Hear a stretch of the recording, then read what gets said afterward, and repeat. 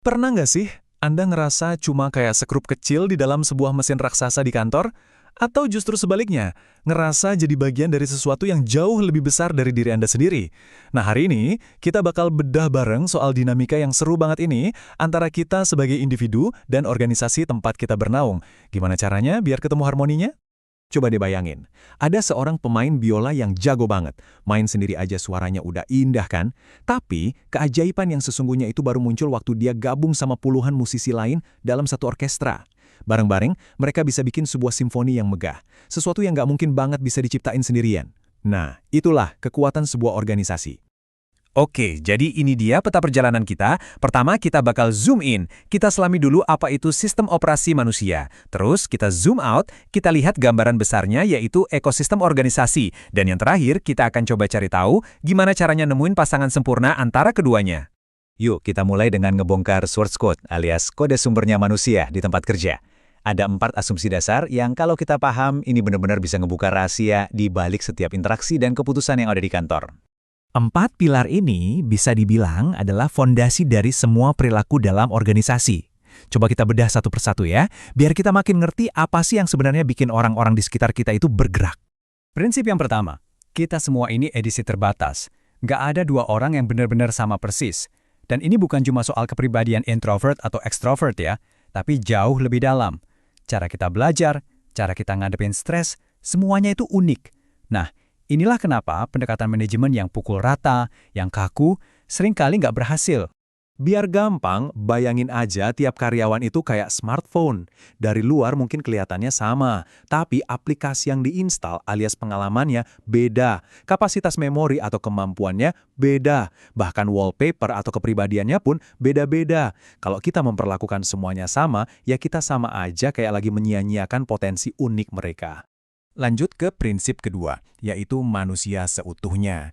Artinya gini, perusahaan itu nggak bisa cuma ngambil keahlian teknis seseorang, terus ninggalin sisa hidupnya di luar gerbang kantor. Nggak bisa.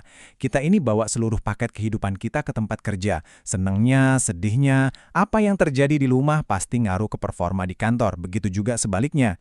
Seringnya nih, perusahaan itu ngelihat karyawan cuma sebagai fungsi. Oh, saya butuh sepasang tangan, atau saya butuh satu otak untuk mikirin strategi. Padahal kan, di balik setiap titel jabatan itu, ada manusia utuh yang punya kehidupan keluarga, punya hobi, punya emosi yang kompleks. Prinsip ketiga, setiap tindakan kita itu ada pendorongnya, ada alasannya. Perilaku kita itu digerakkan sama motivasi. Contohnya, ada karyawan yang rajin lembur. Mungkin kita mikir motivasinya cuma bonus. Padahal bisa jadi dia termotivasi karena pengen banget nunjukin kemampuannya biar bisa dapat promosi. Nah, ngerti kenapanya ini adalah kunci manajemen yang efektif. Jadi, poin krusialnya simple banget. Motivasi itu bahan bakar. Kalau tangki bahan bakarnya ini kosong, ya udah, mesin perilakunya, mesin produktivitasnya, mesin inisiatifnya bakal berhenti total, sesederhana itu. Dan yang terakhir, tapi yang paling fundamental, martabat manusia.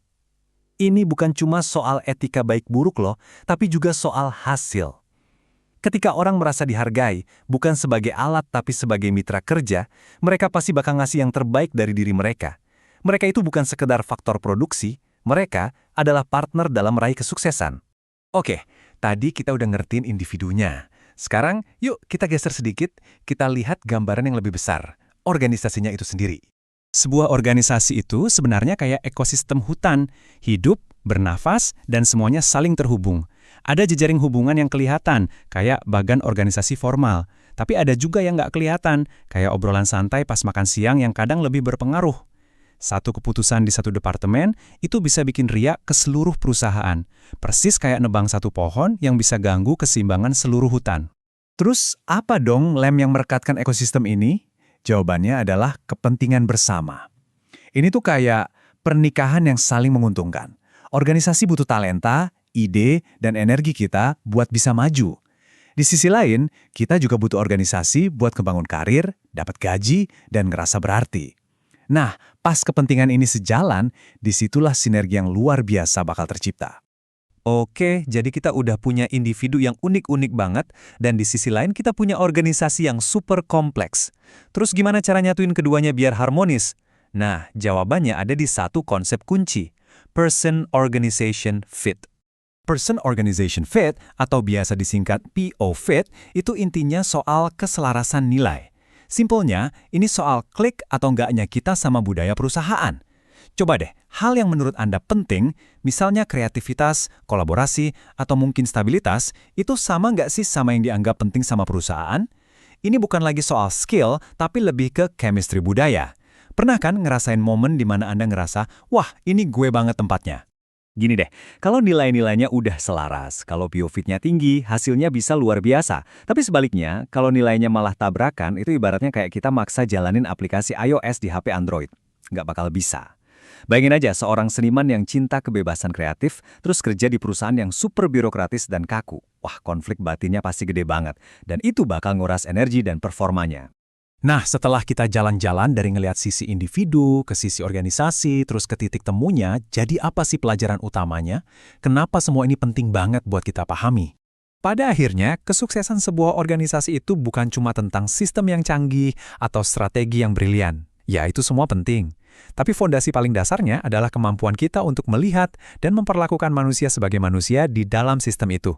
Jadi mungkin pertanyaannya perlu kita geser. Bukan lagi bagaimana kita bisa lebih efisien, tapi bagaimana kita bisa lebih manusiawi.